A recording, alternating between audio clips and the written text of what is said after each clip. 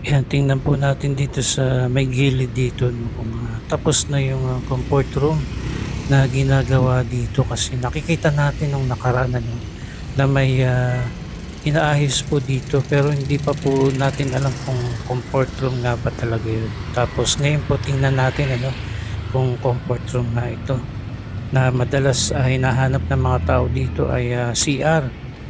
Malayo pa yung naituturo natin. So ito na nga, comfort room nga. So mainam talaga na mayroong comfort room dito sa may esplanade.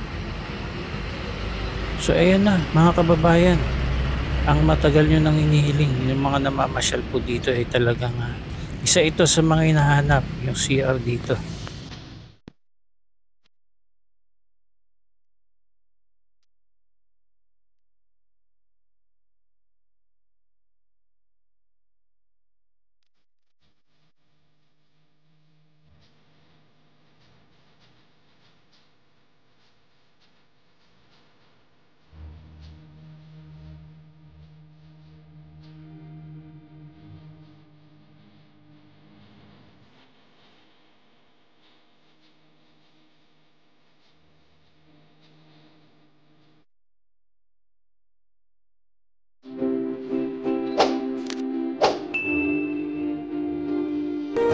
Good morning, isang mapagpalang araw sa ating lahat mga kababayan, at naririto na naman po si Kuya Ron upang magbigay update dito po sa Esplanade, ano, na nasa may likuran nitong Manila Post Office. Yan, sa gabi yung mas maraming pupunta rito dahil nga po sa makukulay ng mga pailaw dito sa Pasig Esplanade, ano.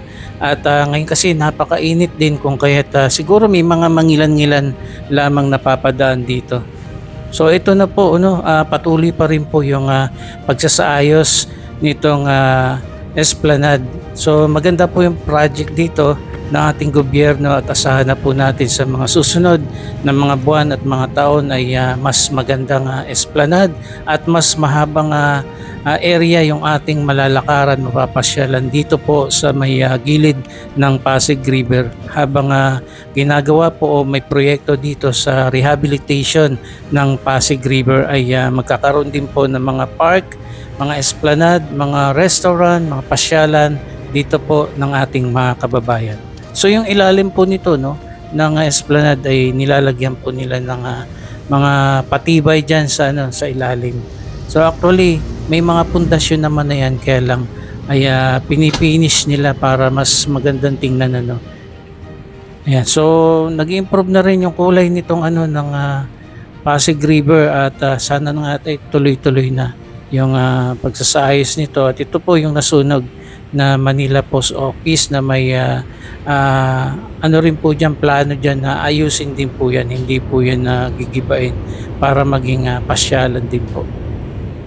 Dito sa Esplanade nababantayan po talaga kasi may mga security, kung kaya't yung mga kababayan po natin dyan na walang disiplina ay talagang hindi po uubra, dahil nga po kabilaan po yung mga security dito na nagbabantay. Alam naman po natin na yung mga pinapagawa dito ng ating gobyerno ay walang pakundangan, kung dumihan ng mga ibang mga kababayan po natin, especially yung mga street dwellers dyan na talagang nagbabandalism at kung ano po nilalagay sa mga wall ng mga pinaayos, mga structure project dito ng ating gobyerno.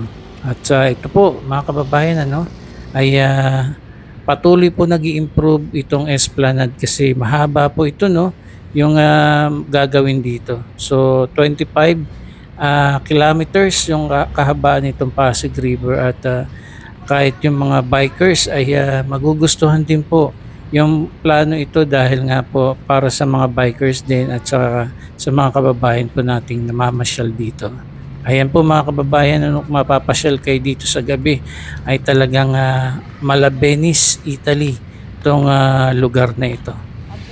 Continuous pa rin po yung mga ginagawa nila rito, pero ito ay nakabukas na po sa publiko. Ganun pa man ay merong mga area dito na patuloy po na nag-i-extend pa, no, especially dyan sa may bandang paglagpas nitong Jones Bridge ay meron pang tinatayo dyan na esplanade. So both side naman po ay lalagyan ito. Ang ganda po ng mga upuan dito. Talagang ganda ng design, mga landscaping, at dagdag pa nitong mga pailaw dito, especially sa gabi. So maya maya po puntahan po natin yung CR na ginawa po dito, na marami po mga kababayan natin na nagtatanong kung may CR ba dito. So malayo pa yung naituturo natin dyan pa sa may Liwasang Bonifacio. So ito na po mga kababayan, ang ganda nito sa sa gabi, lalo na yung mga pailaw po dito. Dito naman po, ito po mga kababayan, sasabi ko yan. Mamaya pupunta po tayo dyan sa kabilang side para makita nyo po. Dito naman po sa may ilalim ng tulay ay sarado na po dito. Yan. Ginagawa po kasi yung karugtong nito, dahil nga po mas malawak na esplanade yung ilalagay dito. Yan, mantakin nyo, both sides pa pala yan, talagang pinondohan ng mga kababayan po natin na tumutulong sa ating government. So dito na po mga kababayan, baba tayo dito at makita nyo po yung CR na ginawa po dito. So kahit pa paano ay hindi na tayo lalayo. And I think hindi lamang isa yung gagawin dito, dahil sa dami po ng taong namamasyal dito ay hindi rin po kaya yung ganitong kalaking o ganito kaliit na CR. Ayan. So sana bawat phase ng esplanade ay may mga ganitong comfort room, para maiwasan din po yung mga kababayan natin kung saan lamang din umiihi. Alam naman natin na marami talagang walang disiplina, malingat lamang yung mga nagbabantay, ay sisimple na po dyan yung ating mga kababayan. Yan po yung comfort room. Yan ating magagamit soon.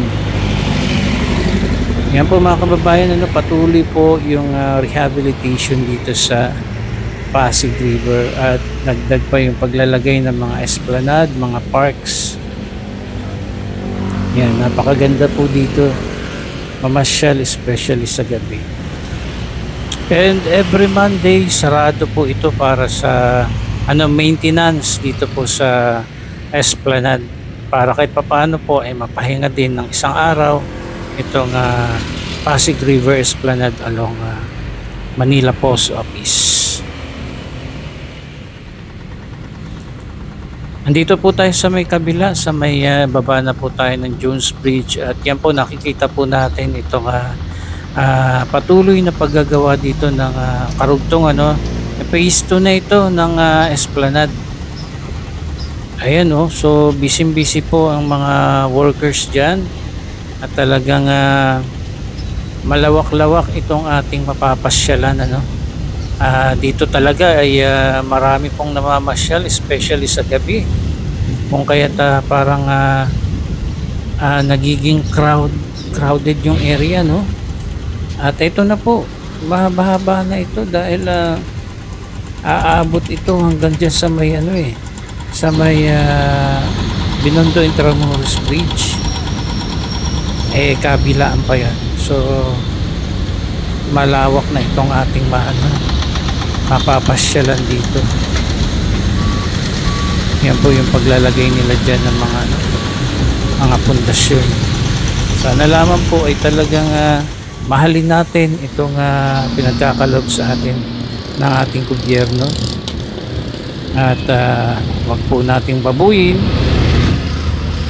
dahil para sa atin din naman po ang mga ito at sa mga susunod na henerasyon. Yan po, naglalagay na sila dyan ng semento. Ayan, nagbubuhos na po sila dyan. Siguro mga ilang buwan lamang ito ay tapos na ito, kasi mabilis din silang gumawa. Ayan na po, dyan na po yung mga pinakapundasyon.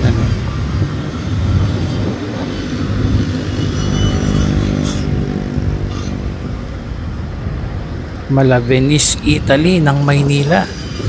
Ito na po. Instagrammable, ano?